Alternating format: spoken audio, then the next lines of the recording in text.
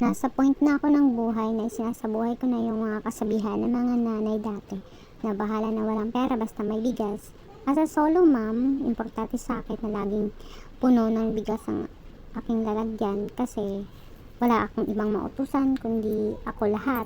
So, bumili ako ng mas matibay at maayos na lalagyan ng bigas na legit, na hindi kinakalawang at safe sa anumang mga insects like rats and cockroach. Kasi yung dati kong lagayan ay balde lang, yung nangangat-ngat ng daga, yung kaya-kaya nilang ngat-ngatin at pasukin, nagkakaroon ng mga poops or something, kung nakakontaminate nila.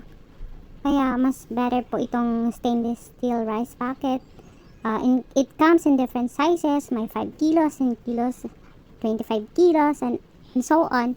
Itong nabili ko ay 25 kilos since 25 kilos naman ang lagi kong binibili. So far, kasya naman siya dyan at safe na safe talaga. Recommend ko po sa inyo. Please check out na po from this to this. O, diba? Kasyang-kasya yung 25 kilos. Check out na po.